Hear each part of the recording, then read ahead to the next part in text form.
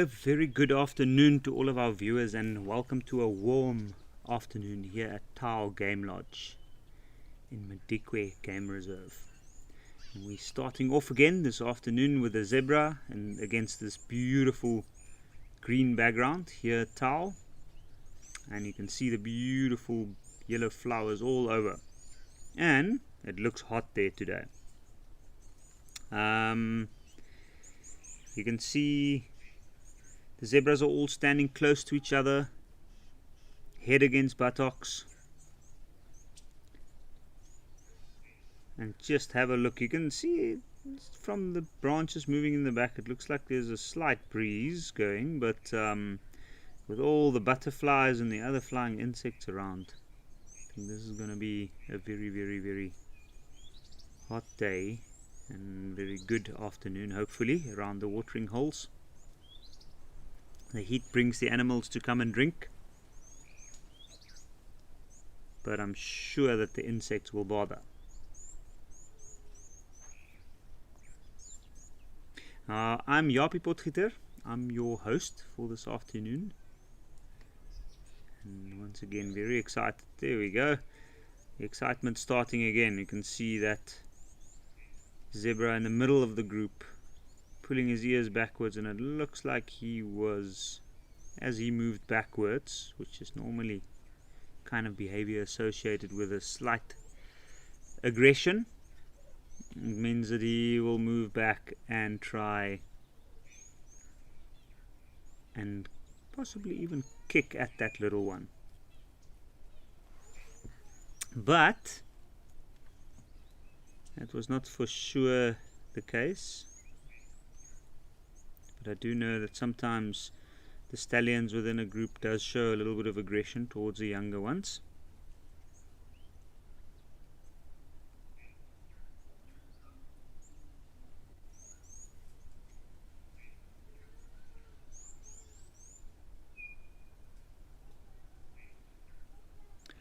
And just have a look. The ears constantly flicking, the skin twitching, another way that these animals have adapted for life out on the plains. Obviously the grass being the perfect spot to harbor a good solace for the insects. And another one of the famous creatures around this area of Madikwe, the elephant, coming in. And I always find it interesting, the elephants at Madikwe coming into the water down here, and they often have a look. They have the brownish red color of the soil further away from the water, right on the back and on the forehead as they approach. Looks like a nice big herd coming in. And you can see the well-known, oh, there's one with a grass to pay.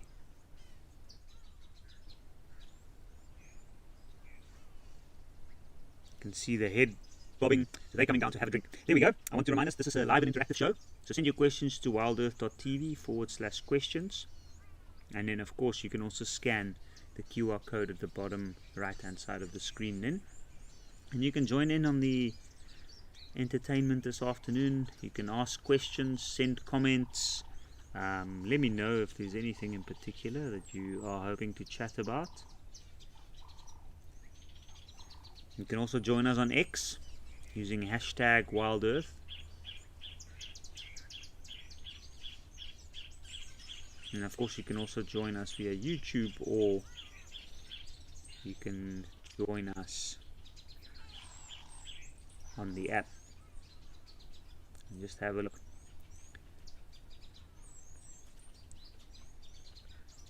Good warm, well, solace from the heat. Thirsty elephants. There's a little one in the background running, probably got separated and left behind a little bit, probably got preoccupied with some of the others. Now, if I had to take a guess, I'd say it's probably a young male.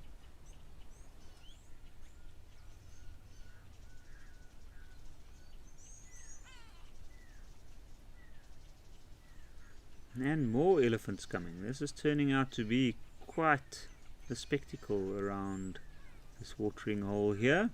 This is amazing. And on that note, Penelope Kenyon, you're saying such a big herd. Great. I agree, Penelope. This is a huge herd. And what a spectacular sight to see. You can see the other animals, the zebras in the background, not even bothered. They know there's plenty to go around. And then Penelope, you're also saying hello to everybody at Wild Earth, to the Zoomies and chatters, and you're saying that after such an amazing fast-paced sunrise safari, you're waiting for a calm and relaxed waterhole show. So let's see what's happening. This far it seems quite relaxed. I think the most hasty thing we've witnessed was the approach of these elephants to the water. And that's completely understandable. Such a large animal. And this time of the day, they often are found near or at the water's edge. Now, the one thing here at Tau is that there's not a lot of shady trees in the immediate vicinity of the edge of this watering hole, and that's why the animals come and drink and then they move away. But it looks like there's some cloud cover moving over, which means these elephants might use this time, and by the looks of it they also didn't have any other water or wet signs on them, so they might spend a little bit of time, and I guess it depends on the herd as well, so we'll see. But then we've got a comment from Ellie saying hello to the Wild Earth team and a wonderful Saturday to all of you and all the Live at the Watering Hole fans. You are excited to see what we'll see on the show today. So am I, Ellie. So am I. Just have a look. What a beautiful view. Look at all that green grass. And that herd has got a few thirsty members. You can see the biggest elephant, that cow out in the middle of the group. Doesn't look like there's any haste to move. Blizzard King, hey to you too, and good to know that you're joining us as well. You can see the moment those clouds move away, the heat does intensify a little bit. I think there was a rush here to drink, but maybe, let's see, maybe there might be a little bit of time to play around and wet themselves before they move on. That would be very, very awesome to see. Joan Mello, a good Catterday to you too. And thank you for wishing everybody at Wild Earth a good Catterday. Let's hope that there will be some cats seen today. Talking about cats, been very fortunate in the past to see one cheetah here at Tau. Very unusual. Around a watering hole in the middle of the day. Not completely unheard of. R. Laura Moore, you're saying you wonder if tapirs would ever eventually evolve to have trunks for noses like elephants. That is a very good question, R. Laura Moore. I would think not. I think I'd have to do a bit of research on this in terms of their relation, but I do think that there might be a little bit of a relation there in the long term. We'll have a look on that, but you never know. It depends on how conditions would be changing, and maybe tapirs are usually found in areas that's a lot more that water is a little bit more abundant than the African savanna elephant. But so is the Asian elephants. It's a very good question. Makes me think. And definitely something I'm going to have a look at. Harriet Hodgen. He's saying hello to FC and to all the Wild Earth chatters from a warm and breezy Cape Town.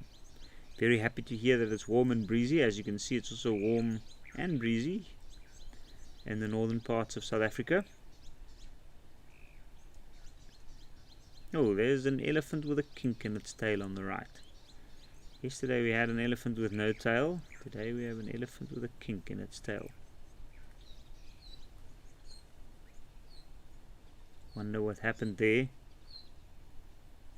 Elephants, the tail is one of the things that's very reliably used to get an indication of the animal's temperament whenever you do see them. It's often a cue that they might be focusing on something, or that they might be nervous or unsure. Of course, when it's wagging like that, it means it's relaxed and just dealing with the immediate irritation of the flying insects. But the way it would have received that kink, not sure. Could definitely speculate. Oh, and there we go. Elephants in the water. Brilliant. Two young ones at the back. You can see they're just disappearing below the bank there. Let's have a look. They should be covered in this rather pale mud. Provides very, very good protection from the sun.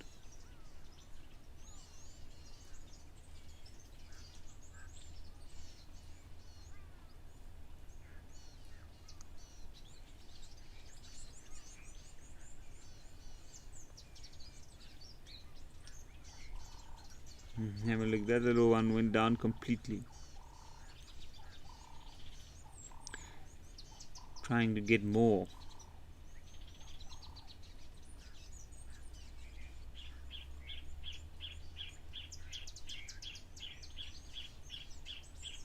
And from a visit to this watering hole there. Oh, look at that. The larger cow is using the younger one to scratch her chin. The hard to reach parts. Grabbing some debris out of the ear. Have a look at the careful monitoring of the little one. Just making sure it's okay. You can see the little one's struggling a little bit to get out. Or maybe it's just enjoying the bank there. But it is carefully paying attention. Won't necessarily interfere. And also very much aware that that little one needs to learn certain lessons on its own. And this is the amazing thing about elephant behavior. And one of the fortunate things of being able to see elephants and watch them every day. And their behavior is mostly learned by watching others and interacting with the others. That's why the herd is such a crucial part. For the first few months their mother, the first few days and months, and then gradually the siblings and the other young female elephants in the group.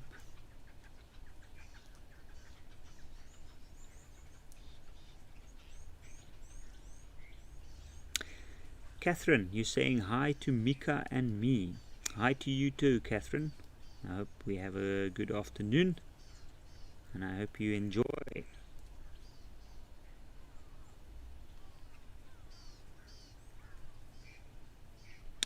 Well, from a warm, breezy northwestern part of South Africa, we'll head down to Stony Point in the Cape to see what's happening down there.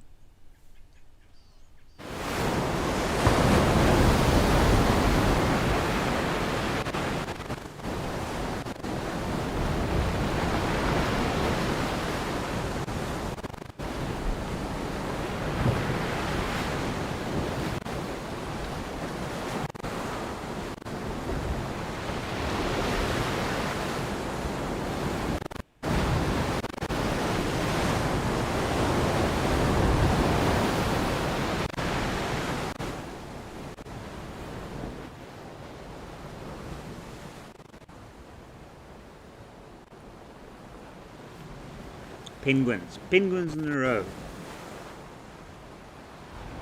Lots of penguins basking. Just have a look. How inviting does that ocean look? Constant motion of the waves. You can see it's hot here.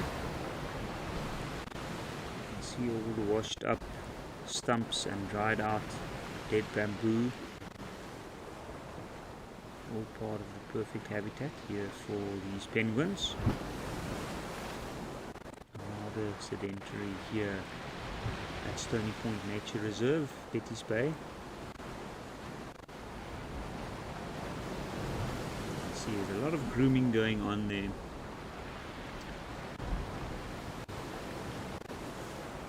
Looks like these guys have spent a bit of time out. And interestingly enough, the penguin can travel very large distances once it's out. It swims off. It stays close to the shore, not too far away, but it travels quite far distances if it needs to.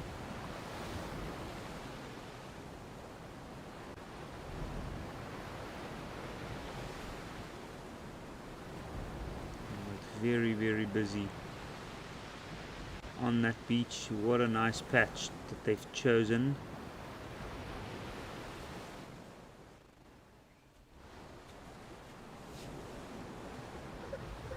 Indeed a good spot.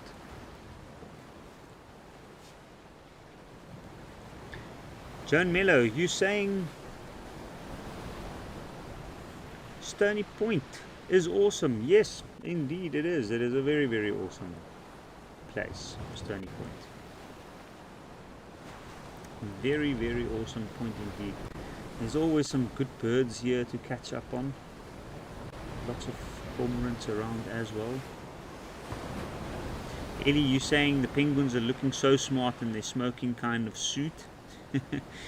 Indeed they do. They always look like they're wearing a some very fancy black and white suit.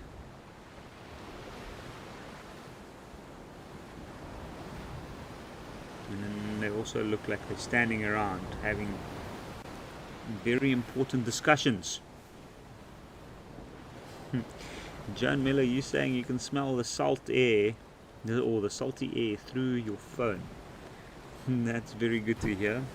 And talking about that, I have seen recently with some technological advancements that for people that play a lot of online gaming, there is there was essentially a virtual tongue developed, which is an interesting concept, but something that will enable people playing in virtual reality games to be able to smell and taste certain things. Not sure the full details of that, but quite an interesting development, and who knows, maybe in the future even wildlife viewing online might be even more submersive. Immersive is the better word that I would want to use rather. Well, I think we're pretty fortunate to be able to get a chance to see these birds and other animals around the watering hole in the middle of the day. Now, from what I can see, if I'm not mistaken, it looks like there is a bank cormorant there.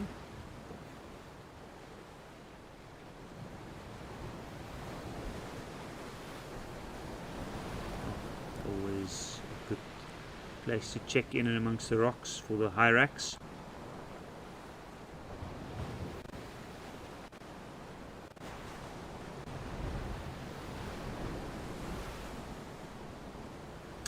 I think what I witnessed there, to be honest, was a crowned cormorant, which is quite cool. I think there was one sitting on the white bar there, if I'm not mistaken. One that I wanted to see and confirm for a while, but I don't have a good enough view there.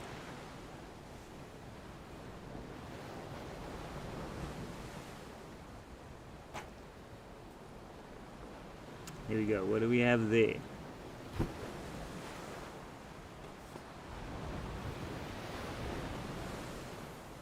we go. More cormorants out on their usual spot. You can see the white tips of those rocks from their droppings. Clear indication. And these, I believe, might be the Cape cormorants. There's usually a larger one sitting, one of the white-breasted cormorants around as well. Sitting carefully there on the rock. Look at the bobbing bamboo there in the background. Of course, bamboo is home to a lot of different creatures. Ooh, and there we go. I believe that is a white rump. I'm seeing on the one penguin, on the one cormorant.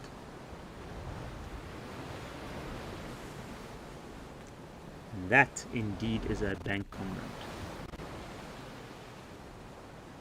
Very, very unique bird, and I was wondering about that. That is usually a development that starts at the onset of breeding.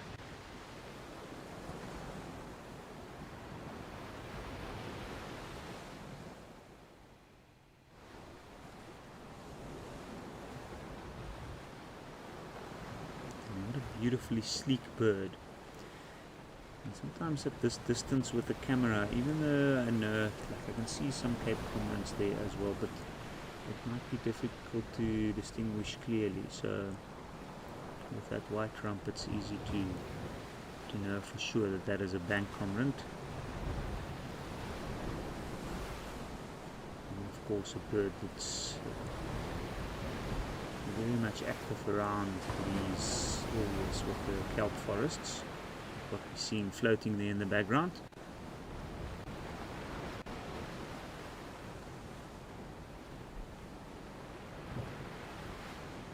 And over there they'll be going for whatever little fish they can find in there. They'll go for little octopuses and crabs.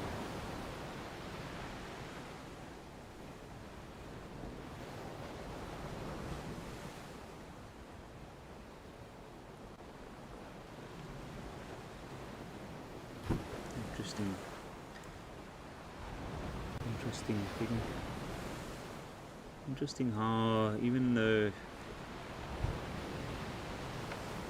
I've been birding for a long time and I do travel to different areas, there's always like a reaffirmation.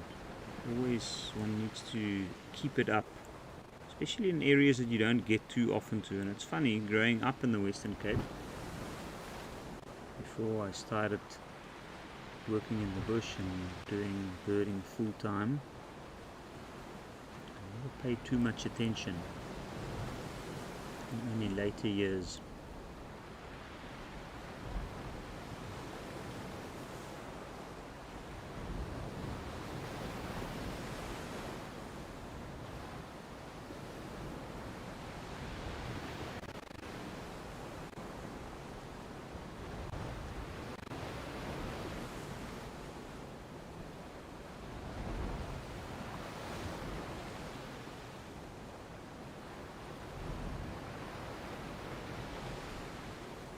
Just have a look, lots of different cormorants. Amazing, these colonies are so important to these birds breeding. And it is amazing this far. They have 3-4 different species here today. Bank cormorant, you can see another one there on the right, slight white of the rump, starting to develop there.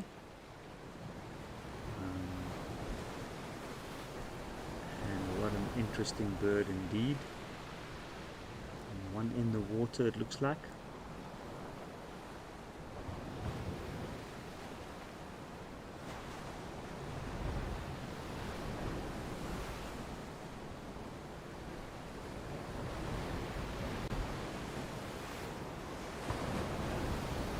So, our Laura Moore, you are asking if the penguins that we saw earlier are called the jackass penguins. That's a good question.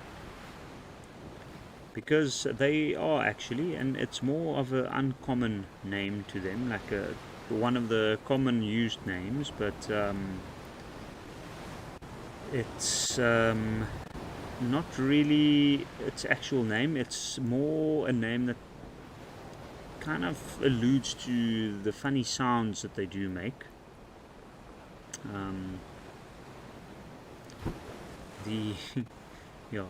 The African penguin, as they're actually known, in Afrikaans known as a brilpikkewyn, or a spectacle penguin, if you translate that directly.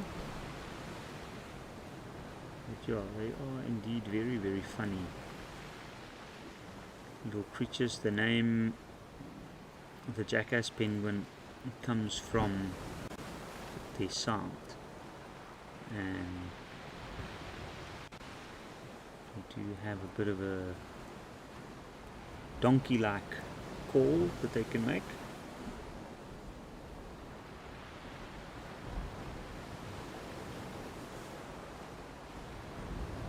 Good hiding spots there. Oh, there we go, there's a hyrax.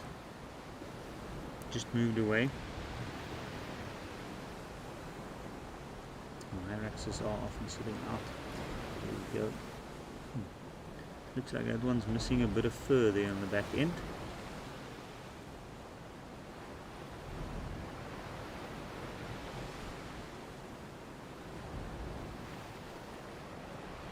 Just hiding away. It might be a little bit hot at this point for it. It is indeed a very, very sunny day out in the Cape. It looks like it's found a perfect spot there. Probably he's got his face half in the shade. And these hyraxes, they do actually use their basking habits to help them.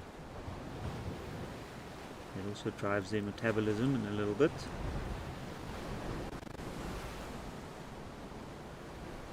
And that's why we do often find them out in the heat later in the morning. When it gets too hot, of course, they seek the shade, and you can see that rocky wall provides the perfect habitat for critters like the hyrax.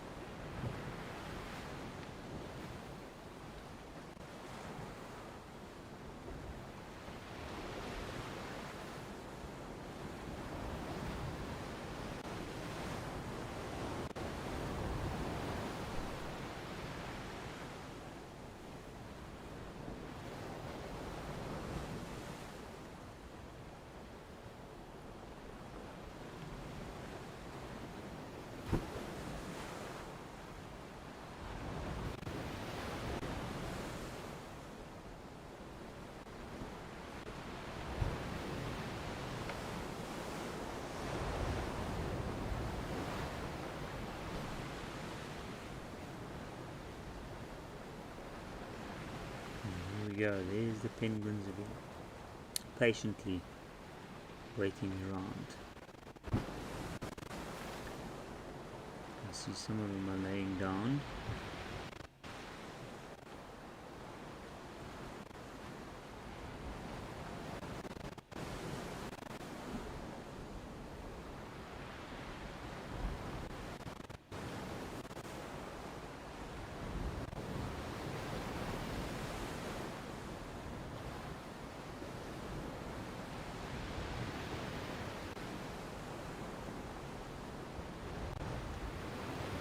The sign that they're resting, and they can be standing either, or they can be laying, because after a while it gets you a little bit hot. It's probably easier just to lay down if they've been there for a while. So they would have gone out and come back at different times, and they do travel quite a bit, so I'm sure soaking up that sunlight and drying out a little bit. I think while the penguins are drying out, what we're going to head or do is we'll head over to Founder's Lodge for the first time this afternoon and see what Afrikam's got us there this afternoon.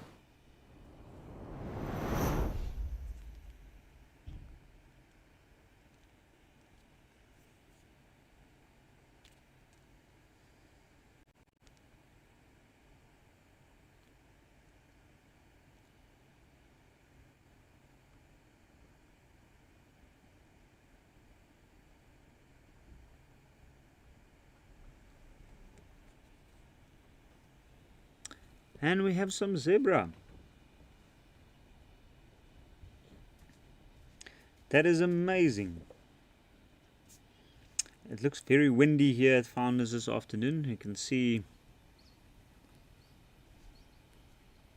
and look at that, there's one laying down on its side. What a beautiful zebra. Look at those beautiful markings on the back. Quite unique.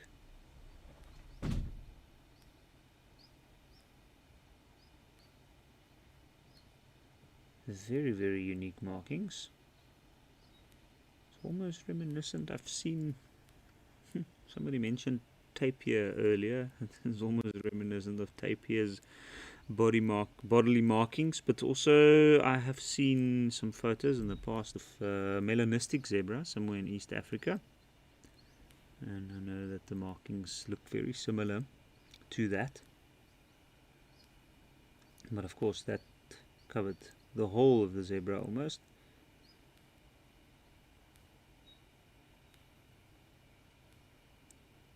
But very interesting behavior, and we do often see on windy days they might be out doing that. Also areas near watering holes where you have these open patches of sand or dirt. It's usually areas used by males, by zebras, but especially the males, and it helps them, give them a good flat space to scratch. They rub the dirt and dust into their skin. It also aids in protection, and then also helps them with treatment of some of the skin parasites.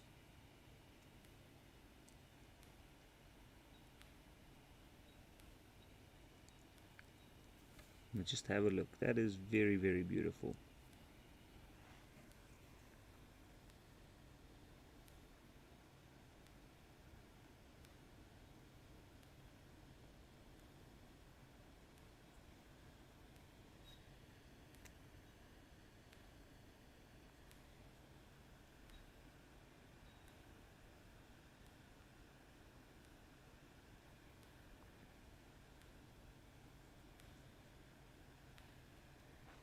And this zebra is indeed having a good scratch.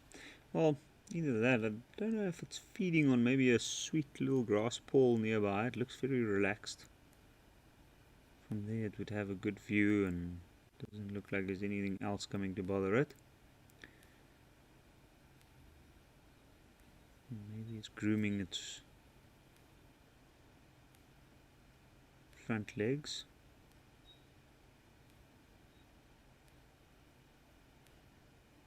It's unusual to see it laying down for this long. Usually they do their rolls, they get up, and then they come back down and roll again.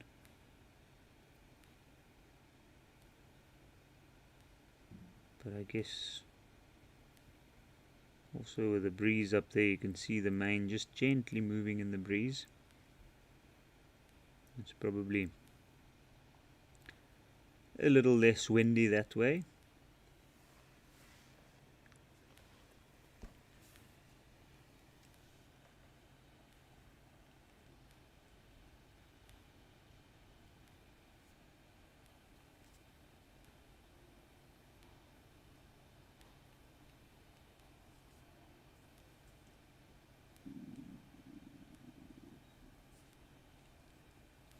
There the rest standing there.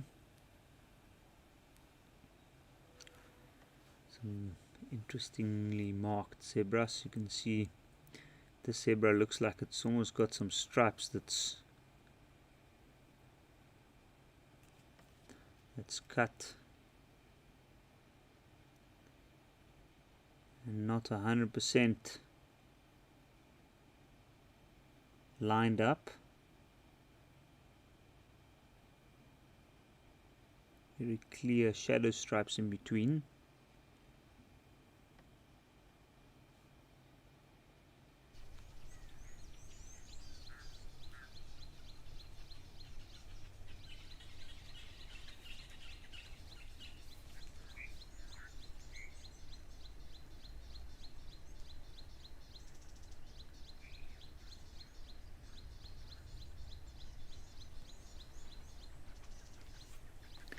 Oops, looks like we had a bit of a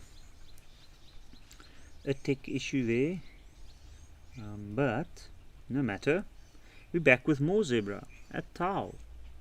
You can see there's a nice little gathering there right on the edge of the clearing, and another one, so two separate groups. And that's one thing I do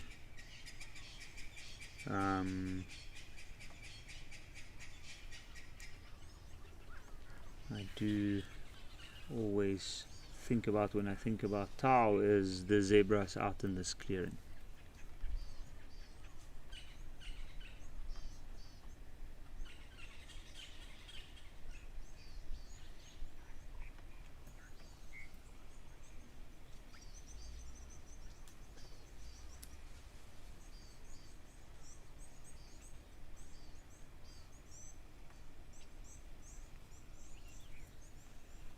Oh, and there we have some weaver's nests.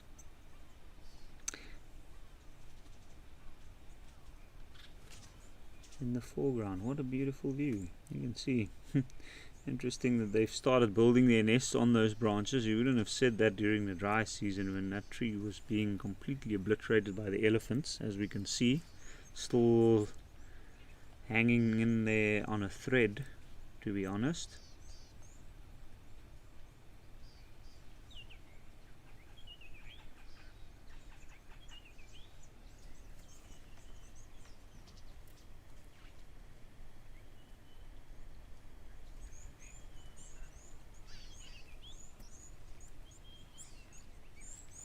And there's a wildebeest.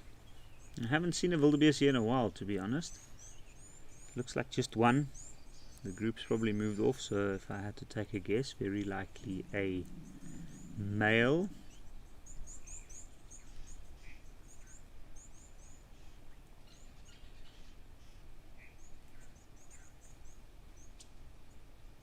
You can see more zebras out there in the back. You can see some of those heaps of soil. Now I'm not sure if those are rocks or termite mounds. It's just from that from the color of the soil, or the hue of the soil in this particular part.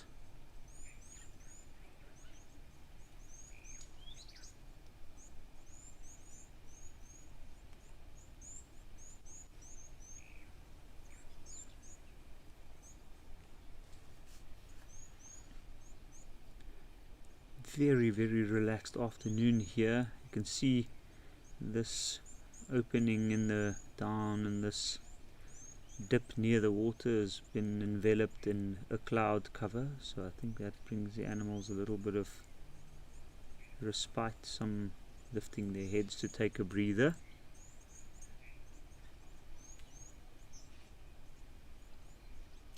So I got a question or a comment from Wildlife Lady earlier when we were at Founders, saying that it's very pretty markings on that zebra. Indeed it was, Wildlife Lady. It was very, very beautiful markings. Quite unusual. I'm not sure 100% with the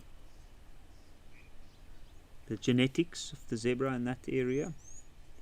Do know that those things come down to genetics, of course, but from what I understand, it should be plain zebra down that side.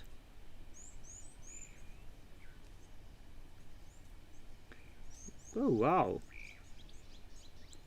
springbok.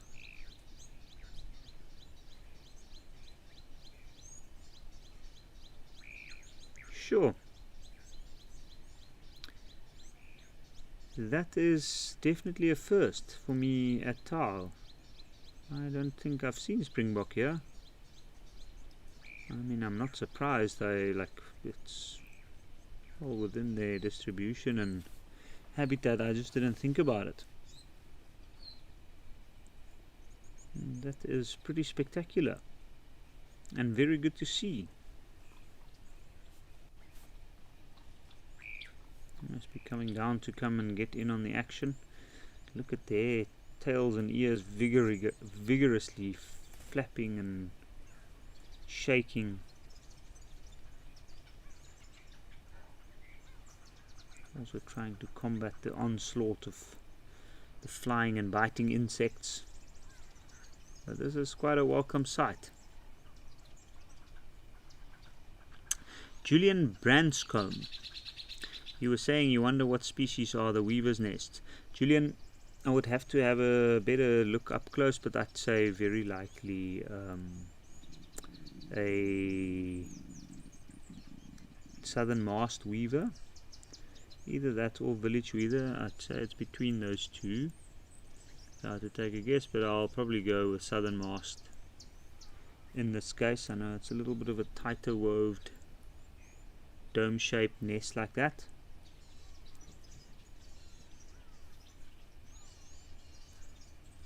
That would be my guess, at least from the distance that I've seen.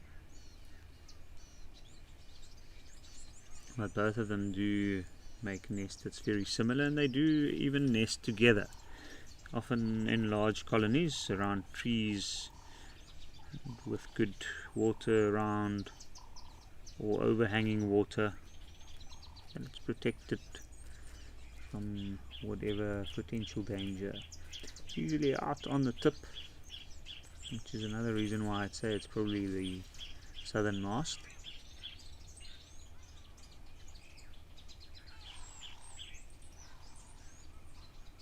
Just have a look at those beautiful hills there in the background. Some zebra right near. Oh, and what do we have there? More zebra. The color just looked a little bit different. But let's see if these guys might come down for a drink. Looks like there was a little bit of a wait. Decent size, this harem.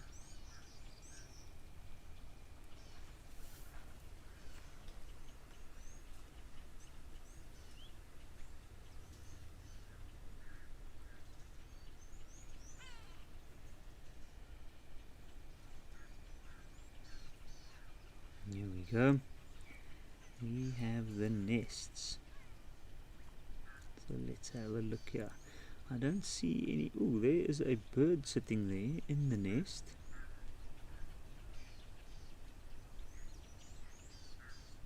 What is that? Oh, it's an Emojis, if I'm not mistaken. Or is it a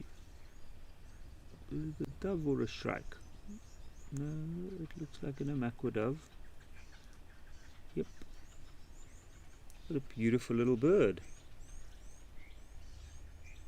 Looks like a male Emojis.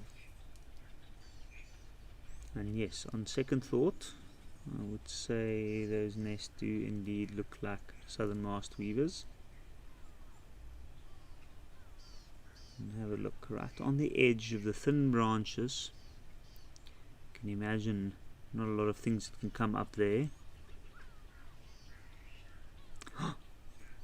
But something exciting's just popped up. I heard that there is a jackal at Hongwani, so I think we're going to head over there to have a quick look.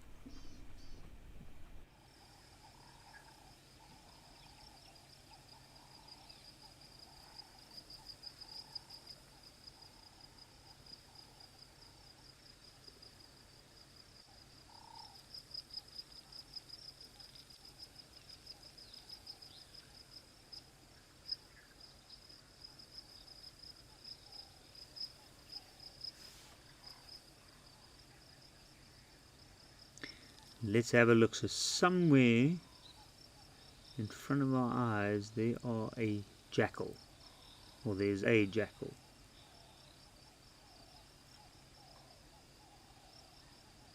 And my apologies for the weird pronunciation of Wangi.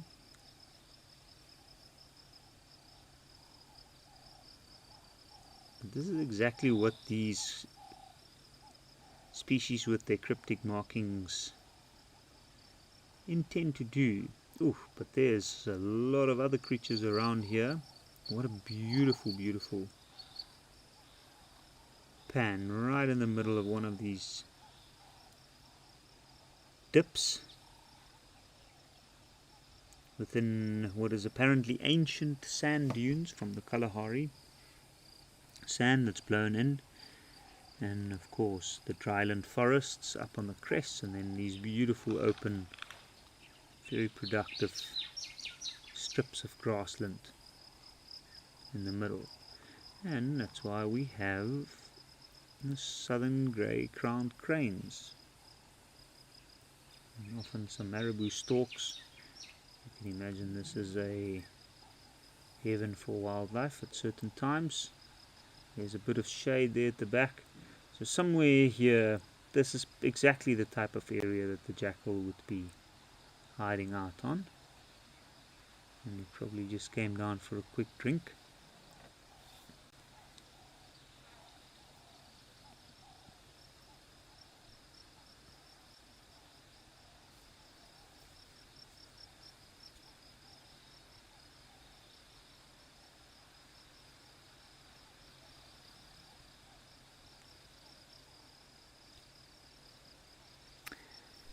Wildlife Lady, saying it was an excellent sighting to view the springbok. Indeed it was.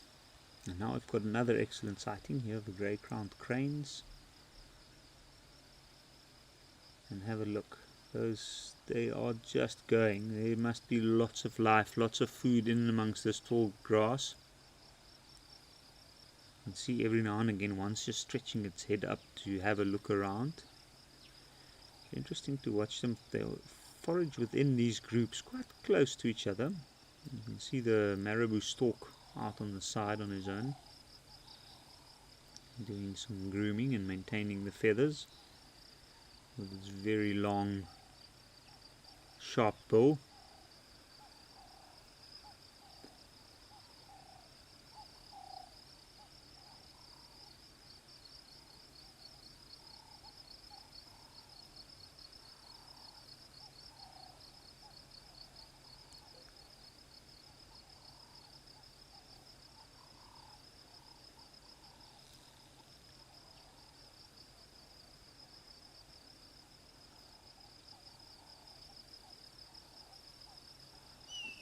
Just have a look, up and down motion.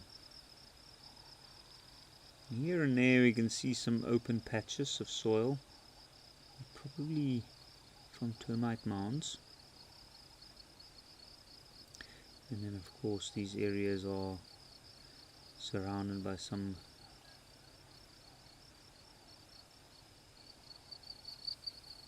dry woodlands, broadleaf woodlands, trees that provide excellent shade. Picasso, you're asking if zebra mares normally consume the afterbirth. Picasso, from what I understand, I have read that many times, but personally, and I have seen a few zebra births, and every time I've witnessed or been lucky enough to witness a birth, I have not seen them consume it. There is theories to that, saying that it's to also hide the fact that they've given birth from predators and all of that, but I've often noticed that the baby's up quite quickly and they generally move away, and then either vultures come down or something else. And I've often found vultures up on the ground, and then usually with afterbirth. So from personal experience, I haven't seen it.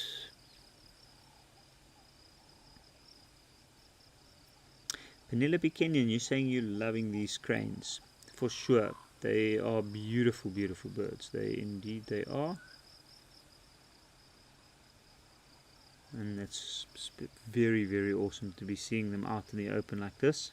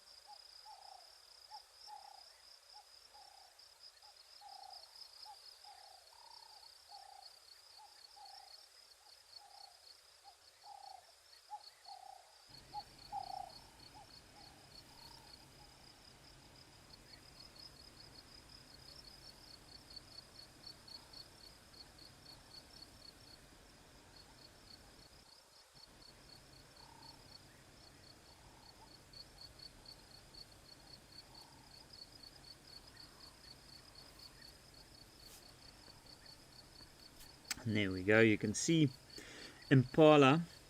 Finding to see just one, a little bit unusual, but right near the man-made part of the watering hole, like these dips with the clearings here at Wangi do tend to keep water quite well within the sandveld, and it is a very, very productive area due to that. But also it gets very dry, and when it dries out there's not a lot of water, surface water around, so hence the little pan provided there with some water, and that's why the impala is around. Impala, of course, is an animal that will never be found far away from surface water.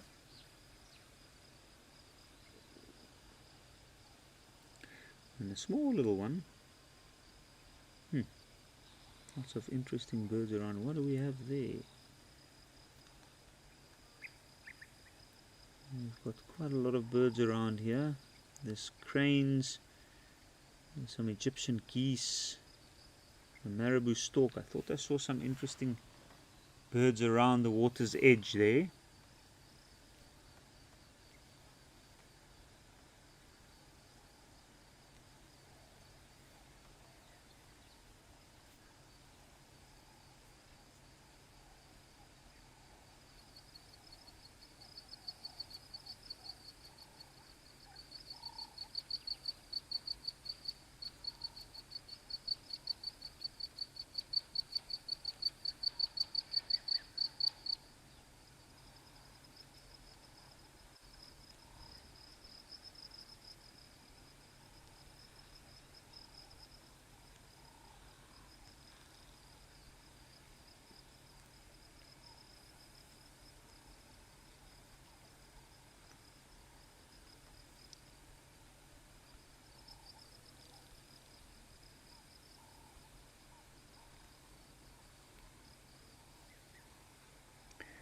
But from this beautiful, serene scene with large birds around the pans, we're going to head over to the smaller pan at Oldonyo and see if we can see some large mammals around there.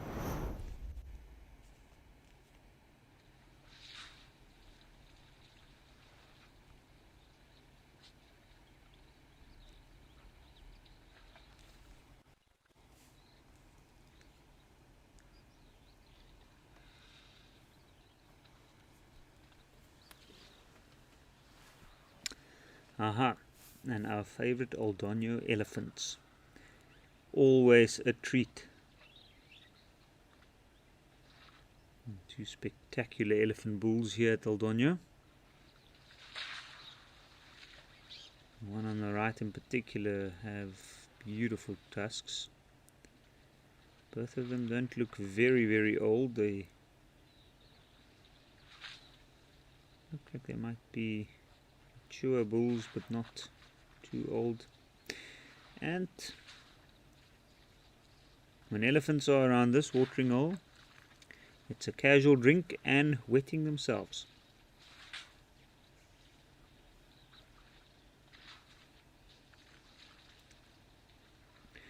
Ooh, and there's one female giraffe coming in. Let's see if she gets a chance. But I thought I saw behind on the right hand side, I thought I saw a very big elephant bull.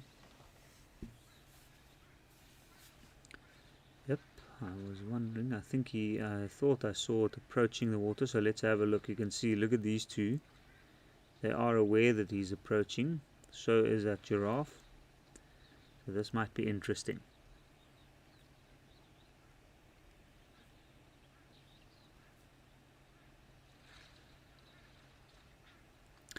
Ellie, you're saying fantastic tusks indeed. Oof, have a look. This is a one tusker coming in. He looks a little bit older than the other two, but let's have a look. That one on the water's edge is obviously clearly giving him an eye there and a look. And he's approaching with a berth.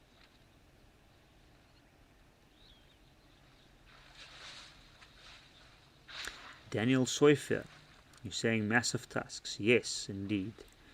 And this is not something that one usually sees. Tracy L49. You're also saying this is some amazing tusks. Indeed it is. I think what we saw there, so it looks, by the looks of it, that elephant that's come in last now does look older than the other two. And I think the one to the right was probably just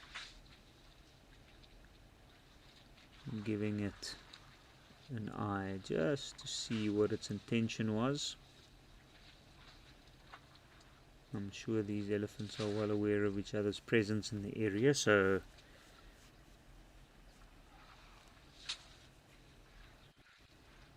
they know each other's moods. But what an impressive elephant, even if it has only one tusk. That's one spectacular tusk.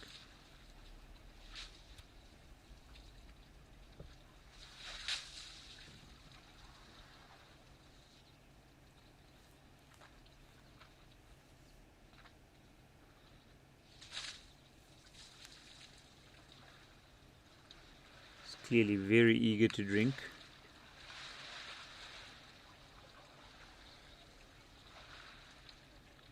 Not sure how it would have lost its other tusk.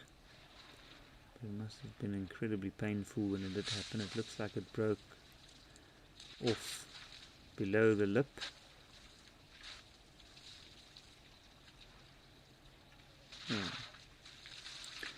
There's a bit of a gentle touch from the other one by its backside, so I think they have an understanding.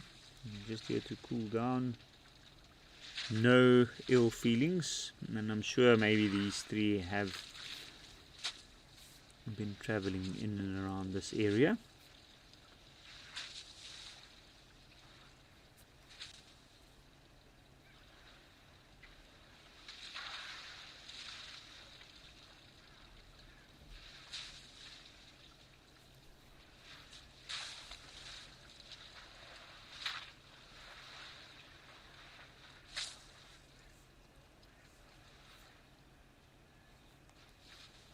And look, targeting that area is right behind the ears, even if they do it regularly.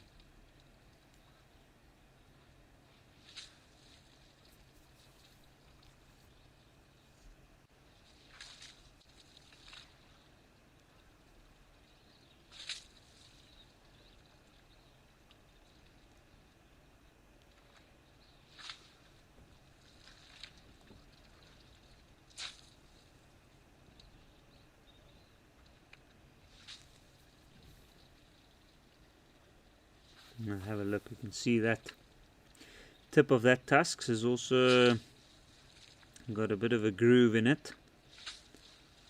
So very likely an elephant bull that travels quite far and wide, and also very likely into areas where there's some human settlements or nearby, or maybe in and around camps. And that groove on that tusk is quite deep.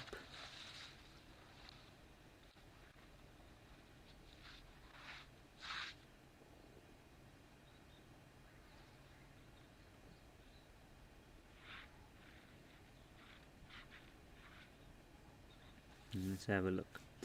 He's out of the water. It's just cooled down a bit, but saw his trunk there on the ground, so he's probably, oh, there's a bit of a scratch.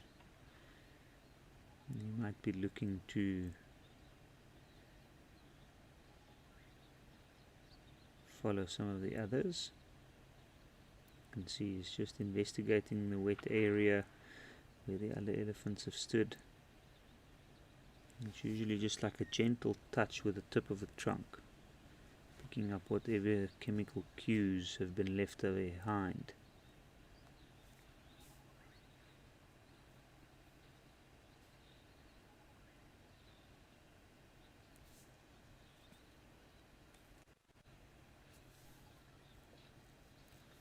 So Pierre Dubois saying that elephant, also noting that little dent, saying that he's got that little dent must be an indication of his past hard life. Very likely is.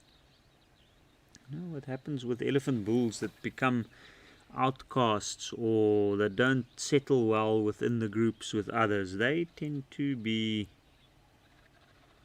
the ones that often tend to travel a bit to areas where they often do encounter human settlements or camps, and they often develop a demeanor that doesn't really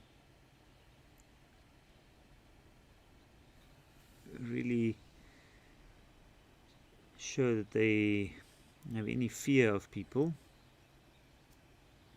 and they tend to develop the habit of sometimes moving, either breaking out of fences or breaking into camps where they know that there's good food. I mean, in this part of Africa there's not a lot of fences around, and mostly fences are around camps.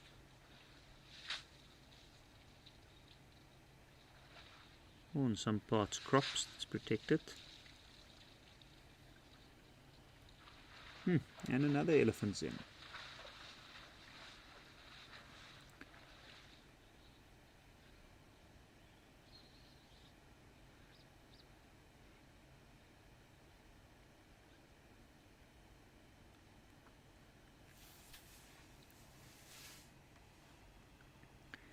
Okay, and something spooked this one. But you can clearly see here the size difference between these two. And the one on the right does seem like it's got its height. It's definitely not quite as bulky as the one on the left. It's a younger elephant, a younger animal. It's also already got quite impressive tusks, and it looks like the right one's also got a chip away. And this is just so amazing to see. Like, out of all these elephants, it's just been down in this last little bit. Oh, there we go.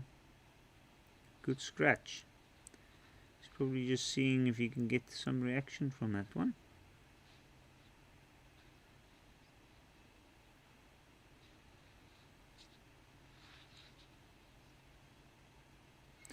Well, clearly that big elephant bull doesn't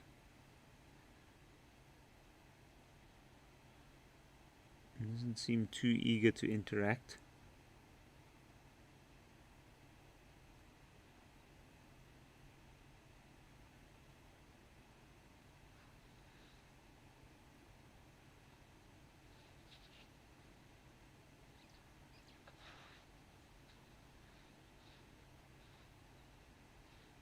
And this is quite an interesting situation. I'm curious to see what's going to happen here.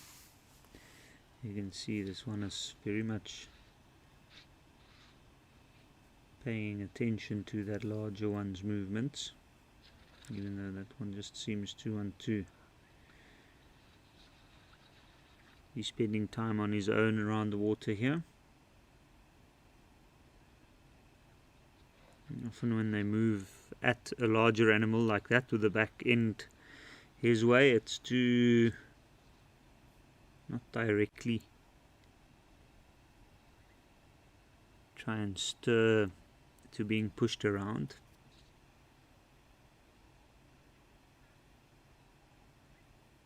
But it is a very overly friendly gesture, stepping right into the personal space of the larger elephant.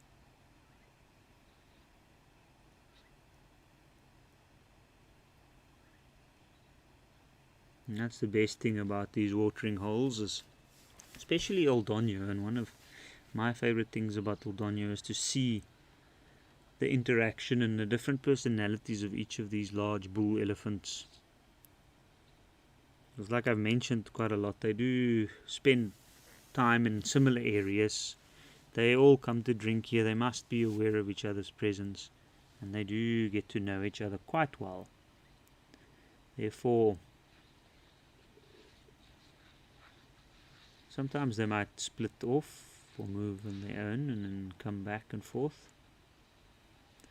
It might be that maybe this elephant with the one tusk might have been a bit of a loner, and this guy just wants to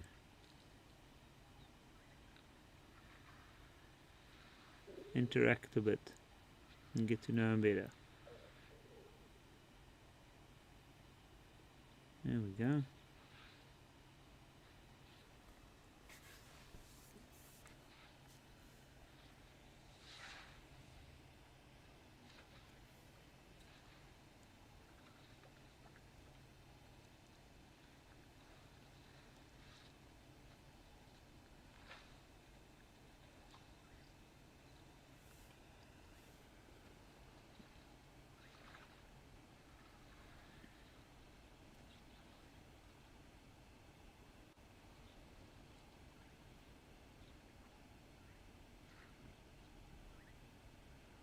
But it looks like the larger one just wanted to mind his own business, and obviously he's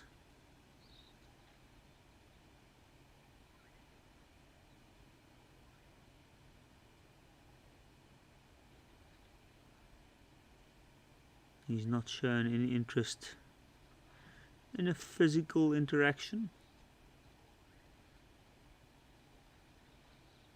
When the trunk tips up like that, it is often investigating, so there's definitely some interest, and they're just slowly, carefully checking each other out.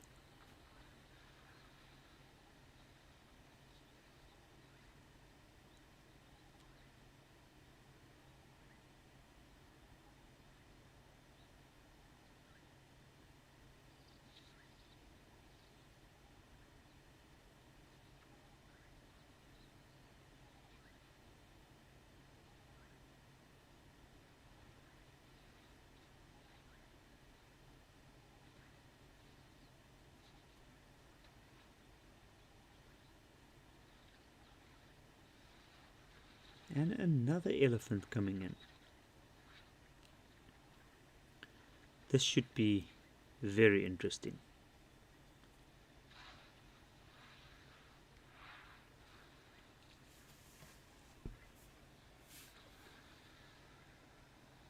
Now this is quite an interesting comparison we can make here. You can see that elephant whose head is just in frame on the right. It's got very long tusks, nearly as long as the big one on the left, but the size of the head and the shape is slightly different, so you can clearly see the age difference. And then of course behavior, which is what we're witnessing. So you can see that other younger elephant is approaching him in a very much a different way, almost like a little bit more cautious, almost in a way knowing that this one is younger and they might be able to push each other, or he might get him to engage. We can see, even though the size of those tusks are similar in length, the one to the right's tusk seems thinner at the base, right up at the lip, and the elephant on the left. Now I would love to know exactly what the age difference between those two elephants are.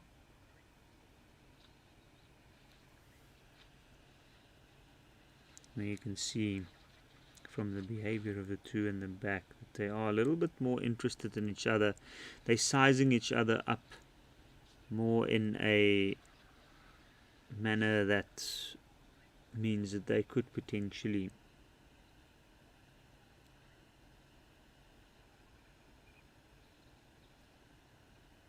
physically push each other, even though I don't think that would happen. Generally the elephants with the larger tusks are not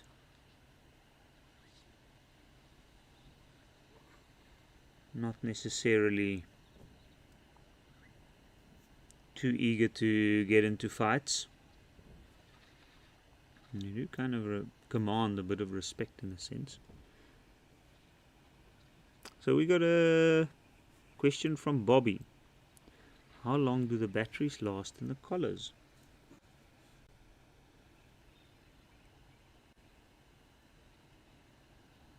Now that depends on the collars itself.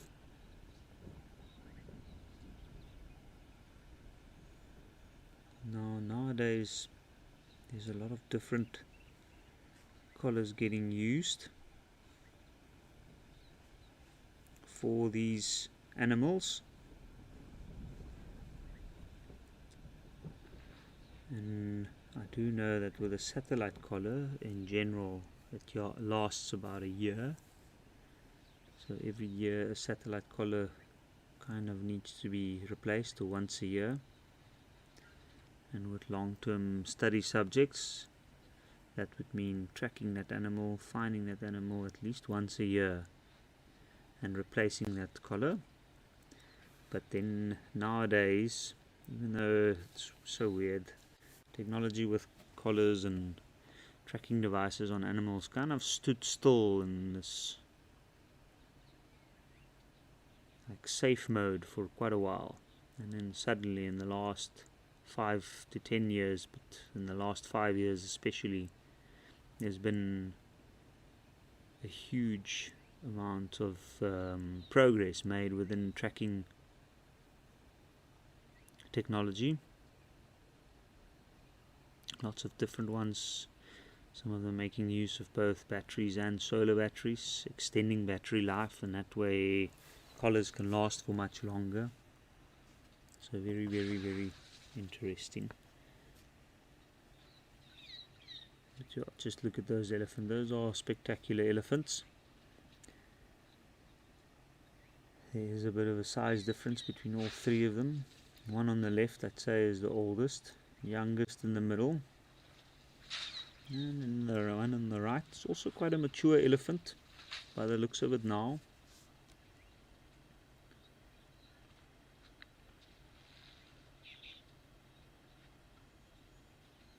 It's got a rather broad base between the tusks and the trunk.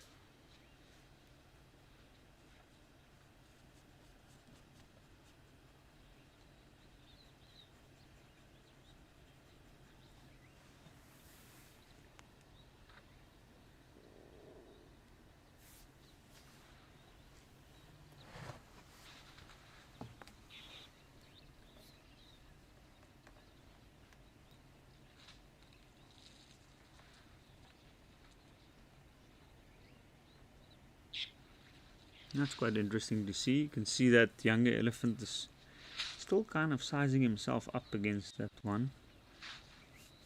And there's a bit of excitement there from both of them. Compare the elephant on the left, it's not interested in the physical interaction with his tail. It's quite relaxed, just dangling straight, with the others very curious about each other. Well, it's difficult to tell currently that the elephant in the middle is just being a nuisance. And I think he is genuinely interested. He obviously watches these big elephant bulls and also learns from them.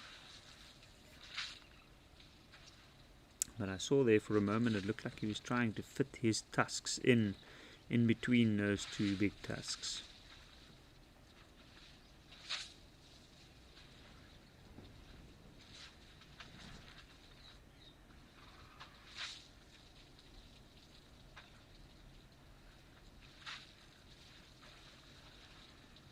So we got a question from Ellie asking that if rhinos are dehorned for protection, why aren't elephants as well? Ellie, that is a very good question, but it is two different aspects within the physiology of the animal, actually, that determines, or that plays a role in why rhinos can be dehorned. So with elephants, their tusks, of course, it's teeth that has developed and evolved to become this very, very long or elongated structures, and of course it gets used as tools that aid in feeding, but it does have a central nerve running down, and therefore these tusks are sensitive, and when they break it does hurt. The other thing is also when they break or when they come off, they take a very, very long time to regrow, and not within the elephant's lifetime, especially not at a length like this. It does depend on where they break, how they break. And it is interesting because two of the elephants here, well, one missing a full tusk. I highly doubt in his remainder of his life he will ever have part of that protrude from underneath the lip. And then the other one, that middle one, the youngest one, looks like it's lost a tip. So there is a point, of course, at the tip where the tusk does not have the nerve does not extend to all the way. But yes, it being a tooth, it can't really be removed and replaced. Where rhino, the horn is compressed keratin fiber, so it's kind of like our fingernails, keratin, or the same material, but it can regrow. And it can grow more than 2 inches a year, depending on the animal, the diet. It can grow even more.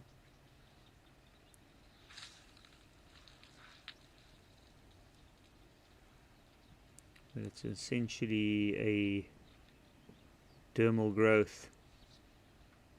Kind of grows from a cuticle, and it can be cut off and removed and regrow.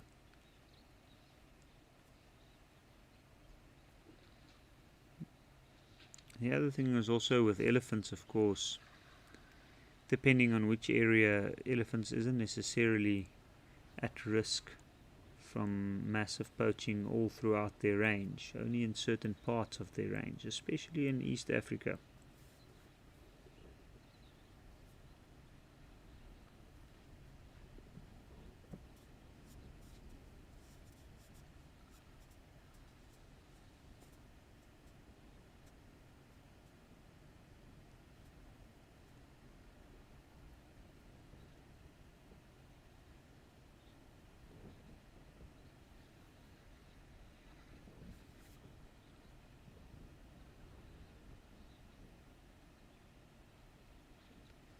But yeah, these 3 elephants have certainly caused for some amazing views around Oldonyo's watering hole. Such a small watering hole with such massive presence. Just look at those 2 beautiful animals. You can see the one at the back, the younger one, is kind of closely following that one now.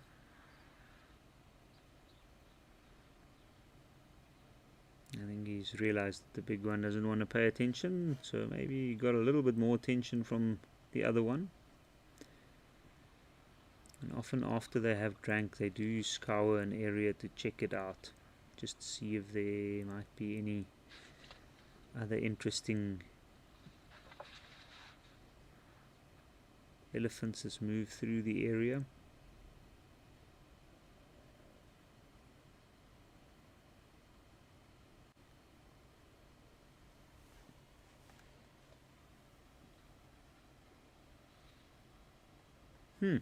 Okay. Well, there we go.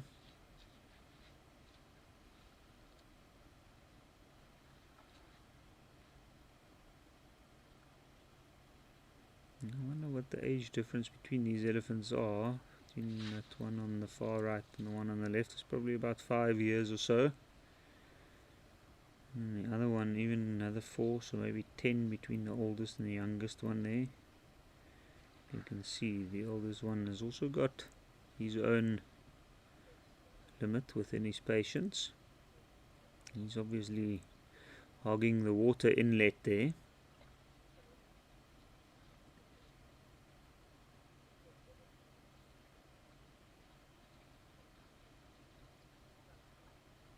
But that little shake and push off to the side was just to tell him that they're getting too close.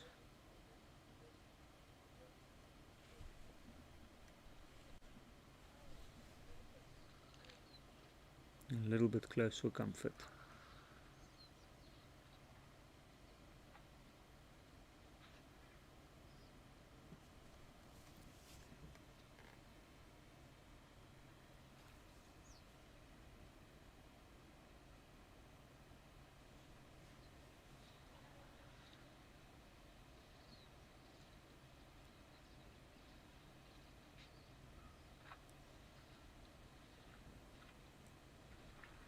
They are beautiful creatures indeed.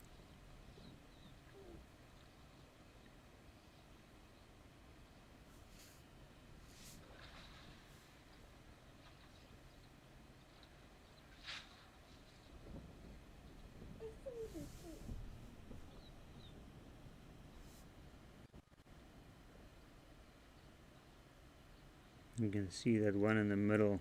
It looks like he's just waiting his chance when the bigger one moves away to try and get to the water inlet.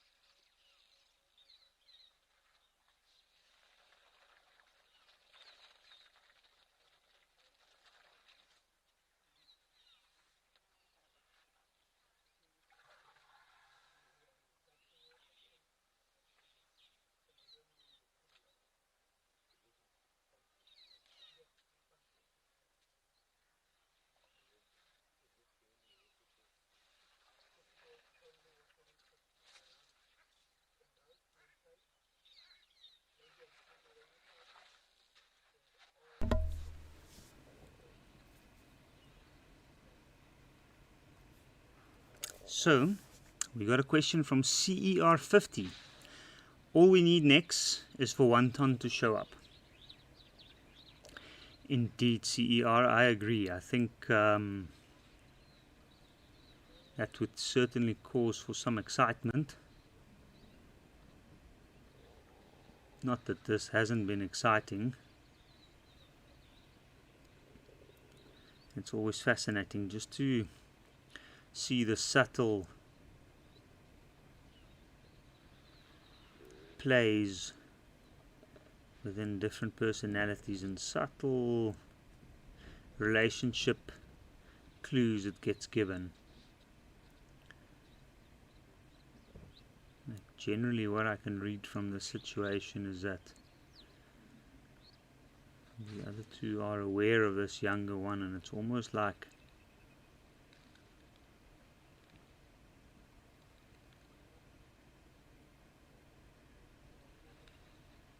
this big elephant is patient enough, but also has had enough.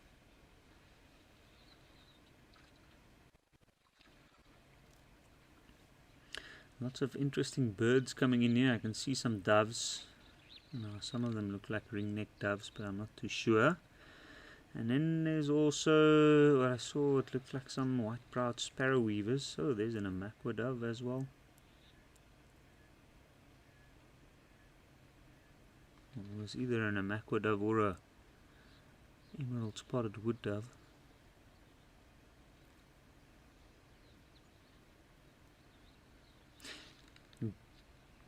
Davis, you're saying you're asking us silly questions. Do baby elephants nurse with their trunks?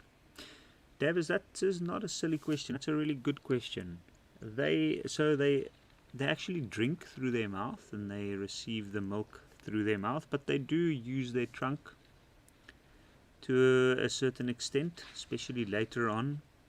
And the trunk helps them in squeezing the milk out of the mammary.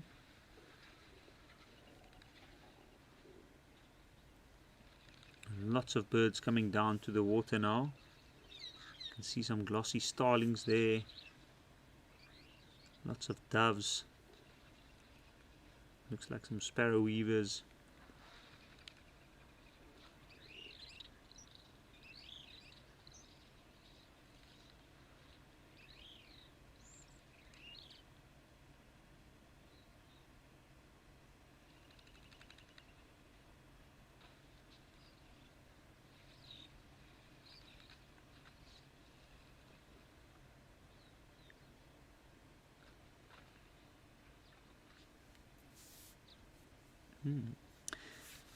Now they're all looking up again.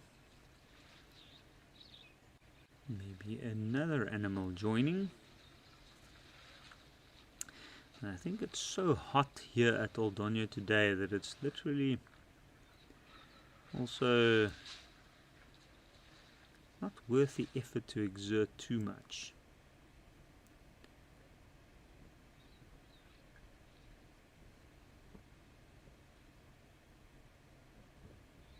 It's almost like that elephant in the middle is just literally testing the waters here. He's having a drink, but he's also trying to push the boundaries a little bit. Oh, now we got some interesting views here of the birds. You can see some superb starlings. There is some sparrows, some of the grey-headed sparrows. What a beautiful bird, that superb starling. And there were some weavers earlier.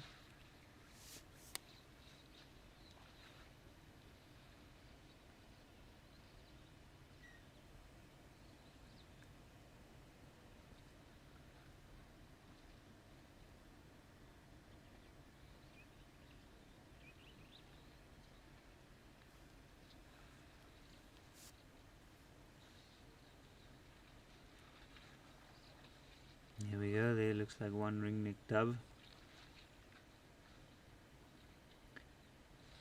Imagine if you're as little as these little birds, trying to stay out of that massive feet there. And that massive feet is part of the reason why it's so trampled around these watering holes. Here we go, there is indeed another elephant that's shown up. Another tuskless elephant.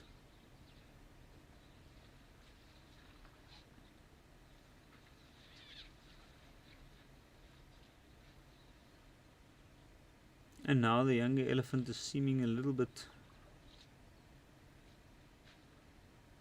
looks like somebody's ran in on his parade. Wonder why. But this is also a very large elephant. Even though he doesn't have the impressive tusks.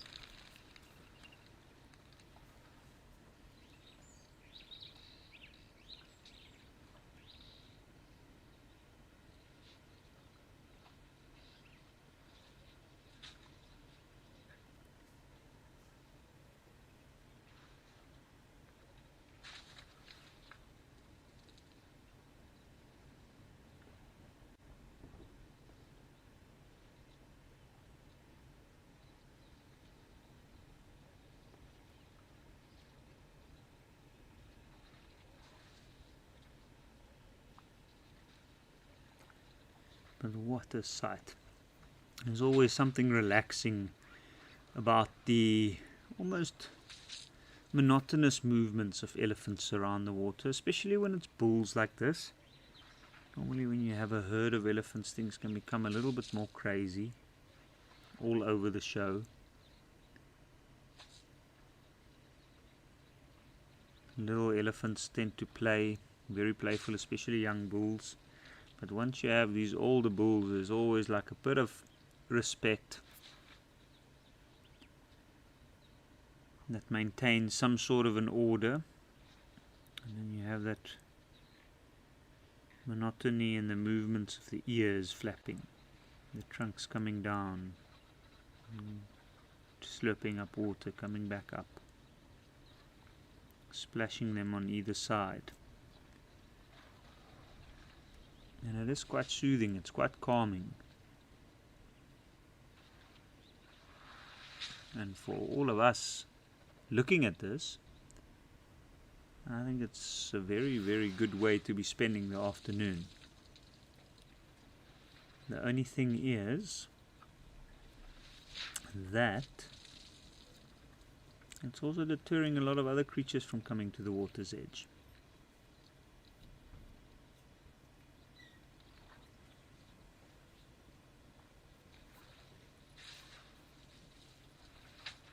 As you can see the birds desperately trying to come back and forth, even though they're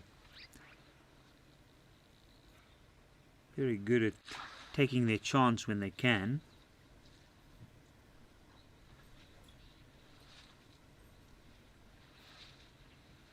So I've got a comment from Jive Bunny saying that you've seen some amazingly large raptors here at Old Donyo at night. At the same time as the elephants. That's pretty interesting. I know that some of the raptors moving at night time, like the owls for instance. Not sure which raptors you saw. Would love to know which raptors come down at night time. Sometimes secretary birds might move, but generally mostly owls. But that's quite good to know. And I'm sure in that case they might come up closer. Maybe it's the confidence under the cover of darkness.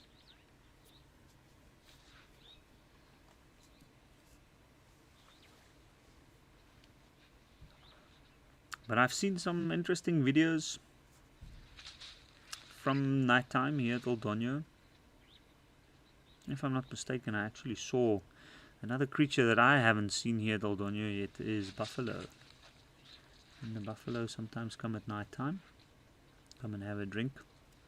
I believe a while back I saw a video of a lioness stalking a buffalo in the cover of darkness without the buffalo even knowing that it's there, and then eventually just walked around and gave up.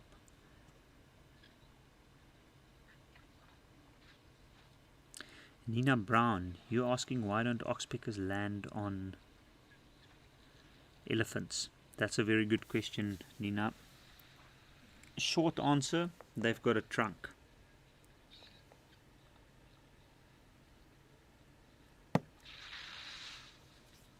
That means that they can get all those hard to reach places, right up on the shoulders and the head. There's some guinea fowl coming in. But having said that, an oxpecker can sit on anything from small as a warthog all the way through to the giraffe, and of course on rhinoceros and buffalo. But I have seen birds on elephants in East Africa. Well, in Uganda I saw a crow-like creature known as a piapiak sitting on the back, which was rather unusual while the elephants were resting in the shade. And I know some areas in East Africa there are even reports of cattle egrets doing the same, although I haven't seen that.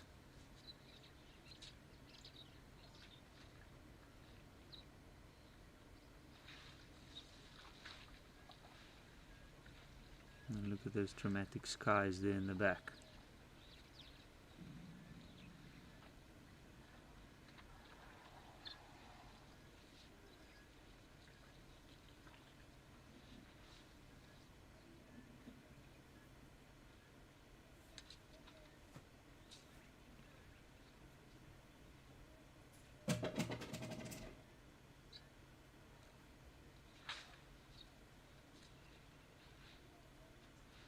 See that group of guinea fowl is completely lost, trying to move all around this pan, trying to find a little gap to come and have a drink.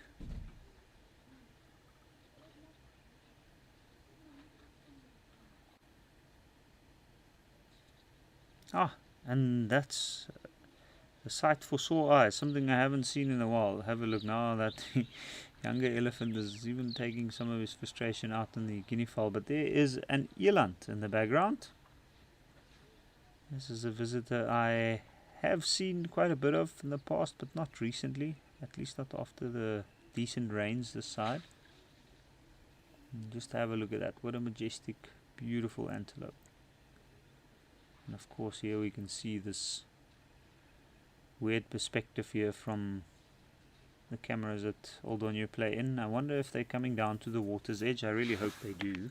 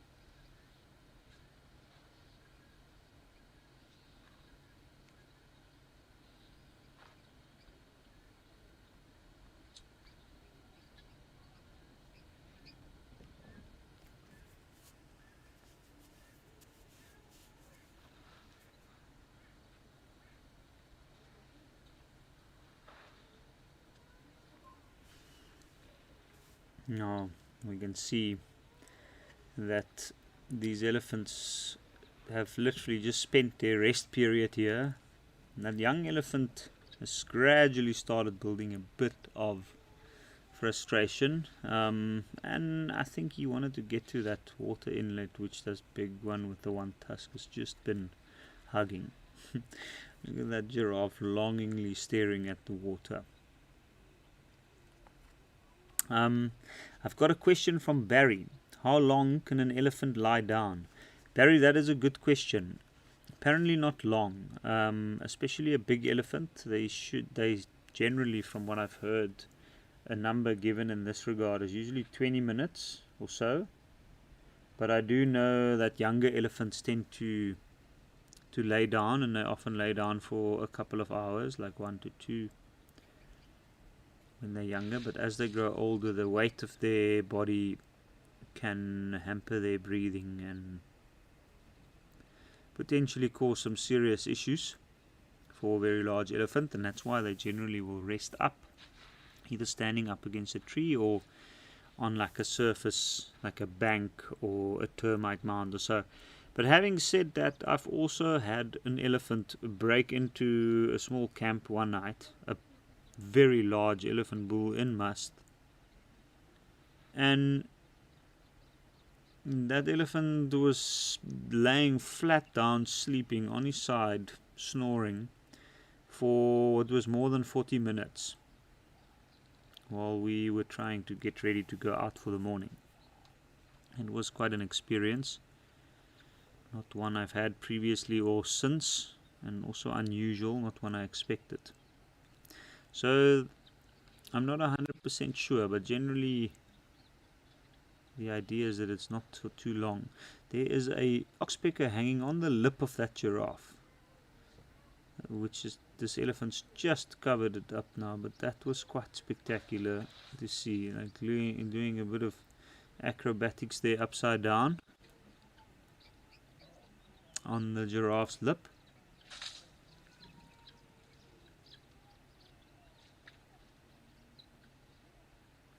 And then Daniel Sophia is asking, when Ellie's laid down, doesn't it affect their organs like their heart and lungs?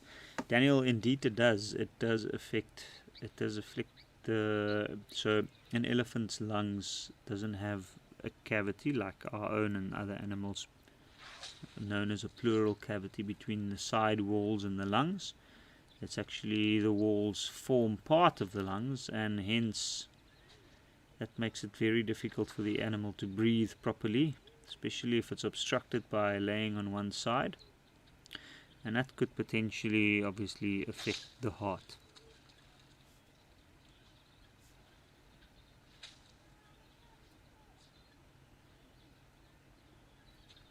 You can see these giraffe are getting increasingly more desperate here. It does look like the sky has opened up a bit. The cloud has given a way to a bit of the sun rays coming through, so it's very, very hot currently.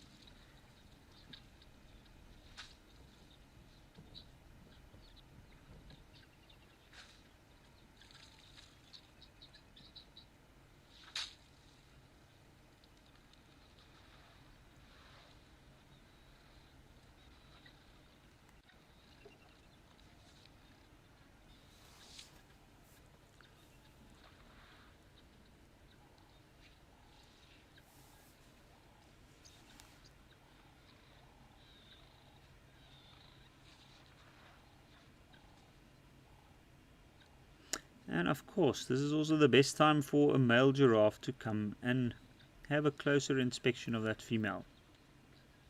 That is a beautiful male giraffe. It looks like rather young still. It looks like the animals are playing a bit of a roundabout here around the watering hole. Look at this elephant. Not too willing to share.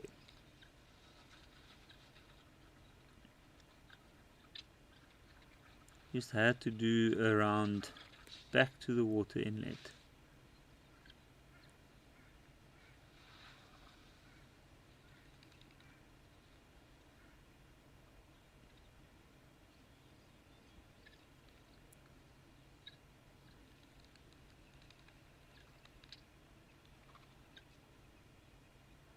Now, giraffes known to be quite gentle, even though between the males the fights can be quite brutal when they try to protect themselves from predators. With those long legs they can deliver devastating kicks, but not known to take out their frustration on other species, and usually tend to move away.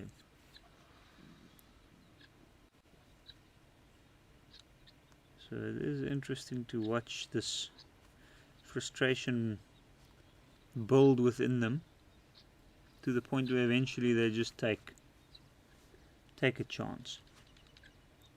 That elephant looks quite content now, so maybe this giraffe knows now's the chance. Even the guinea fowl.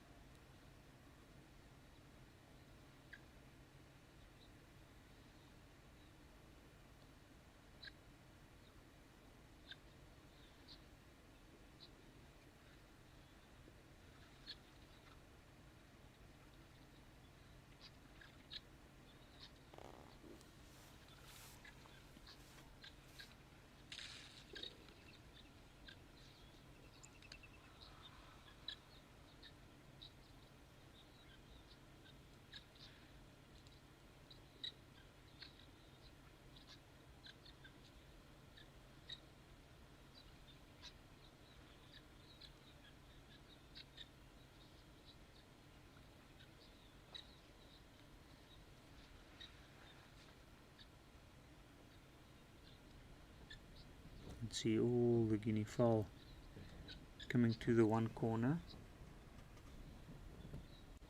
And this female giraffe still nervously looking around.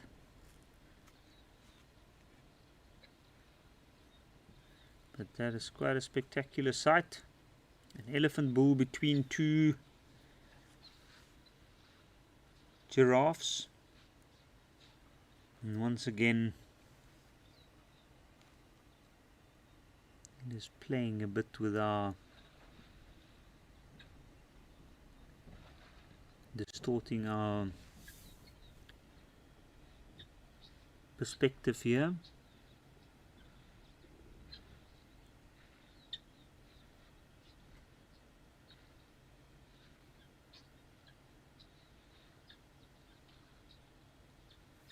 And there we go. Females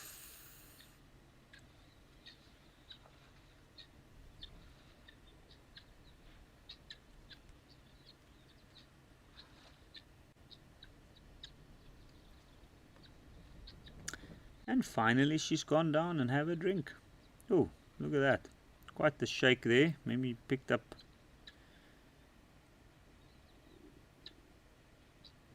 something from that sip of water. Or maybe also the mouth has just been so dry from standing around after eating all those juicy little acacia leaves. And look at that male, he's taking some big gulps there. You can see those cheek muscles moving as he's sucking in the water. And it is a phenomenon in its own right to watch a giraffe drink. There is a secretary bird talking about large raptors at the water's edge. That is amazing. Jive bunny. Finally we get to see one of the large raptors here at the water's edge.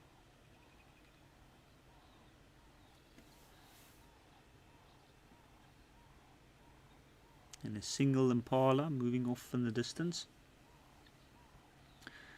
Let's see. Secretary bird also, of course, coming in for a drink is a moment that this bird might be quite exposed, but usually takes a very quick sip.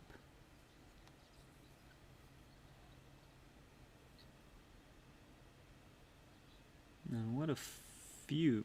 Secretary threw giraffe legs with an oxpecker hiding from the sun in the shady part of the animal's leg.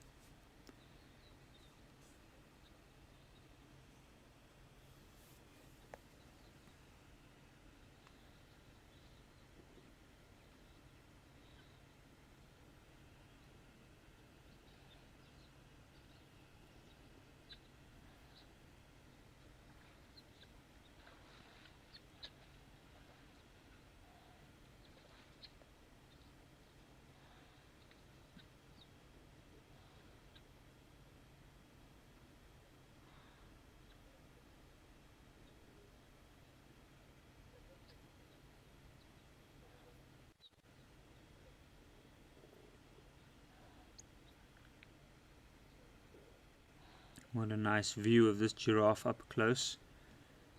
You can see the differences in the markings throughout the body. That tail tip that looks almost groomed. You can see the black spots on the face. And have a look at how that oxpecker opportunistically takes this chance to get the ticks from the eye. And inside the ear, those are the areas that the giraffe can't really reach on its own, where the ticks crawl to.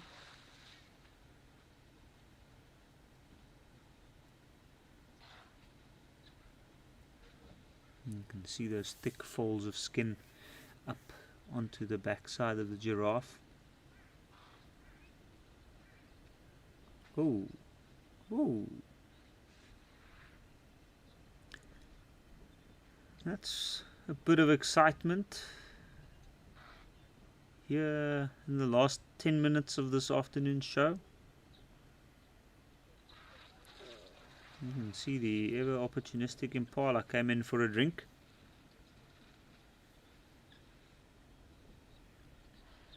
Also, I think that might be the first time I've seen the giraffe run through this watering hole.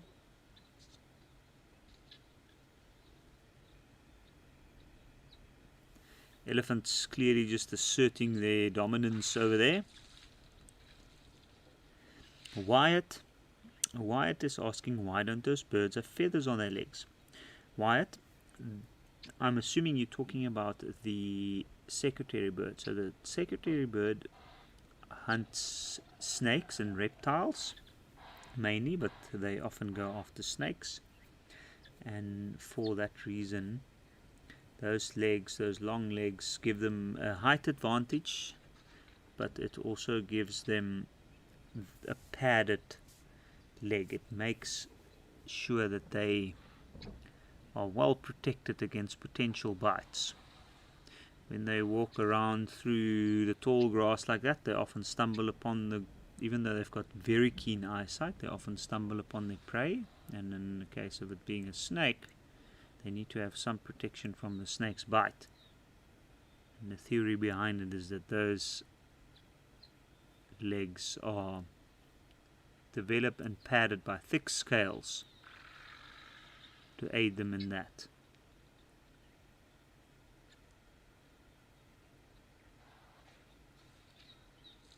But have a look at that. What an interesting looking bird indeed. They do have a massive wingspan, and believe it or not, they can fly.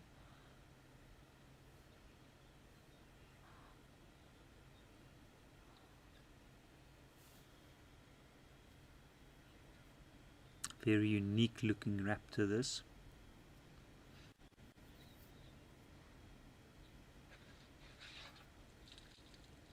You can also see the very sharp bill. Used to make short work of any snake or reptile that it catches.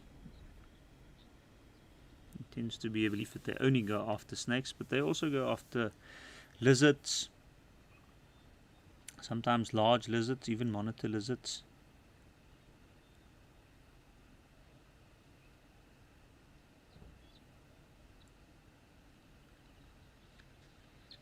And they use use those sharp talons of theirs to kick.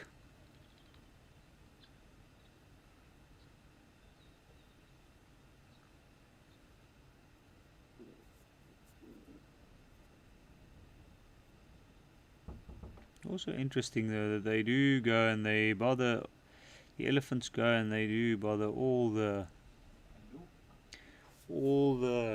other creatures, but they do not seem to be worried too much about this bird.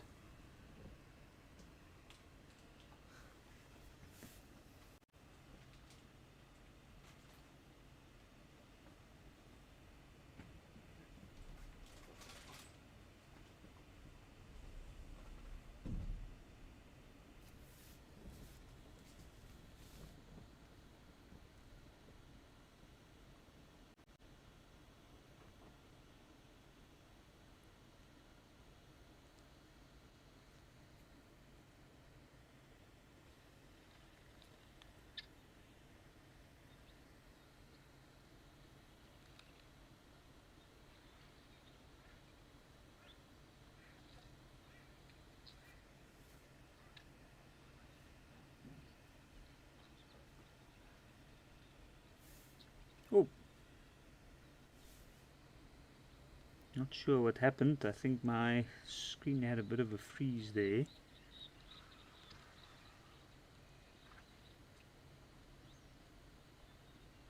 I just saw some animals probably getting chased or reacting to an elephant's movements. Saw an eland there again. Always a nice surprise. Ooh, we can see when we have the closer views like this to the water's edge now with all the guinea fowls, and you can see all those flying insects around there. Lots and lots of critters flying around. And look at the elephant just stopping and pausing a moment to check out all the birds. It's interesting that such a large creature would concern itself with even the smallest little creatures around them. There's a beautiful contrast.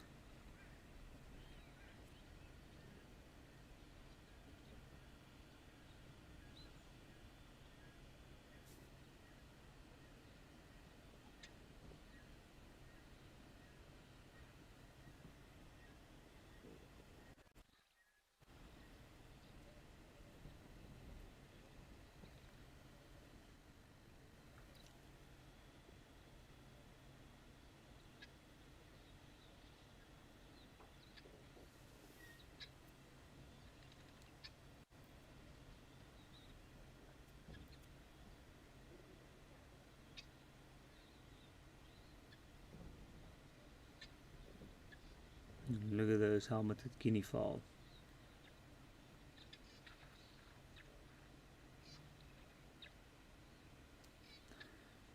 Beautiful birds in their own right. Can be very noisy, but often entertaining. Deb Davis, very happy that you had a fun show, and thank you for joining us this afternoon as well. It was indeed another brilliant afternoon. Lots of fun around Old Donyo here. Tao's also been very, very helpful, and it was good to check in at Wengi this afternoon. But from all of us here at Wild Earth, I hope you join us again tomorrow. But for now, I'm going to say good afternoon and have a wonderful rest of your Saturday.